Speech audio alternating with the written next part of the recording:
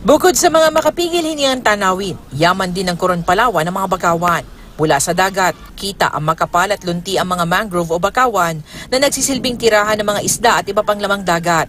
Pero ayon sa DNR, nanganganib daw ang mga ito. You could see some big hotels already encroaching kahit nasa tubig na rin talaga. And then there are also a lot of informal settlers. We have a count of something like 1,000 also directly discharging. Ilang metro lang ang layo mula sa bakawan ang mga siksikang mga bahay sa Barangay Tagumpay. May babuyan pa na diretso sa tubig ang dumi. Sa Barangay Poblacion 5, nasa bakawan mismo ang siksikang mga bahay. Maitim at malumot na ang tubig na puno ng basura. May mga septic tank ang ilang bahay, pero ang ilan wala.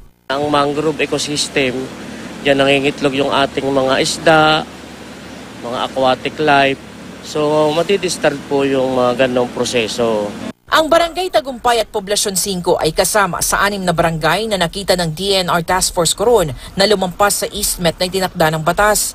Naglagay na ng markers ang DNR Task Force Coron para sa hangganan ng eastmet line. Ayon sa lokal na pamahalaan, matagal na dapat i-relocate ang mga pamilya na sinalanta noon ng super bagyong Yolanda. Wala rin po talaga akong magagawa kung yun talaga yung pasya ng gobyerno. Nakapagtataka, diba?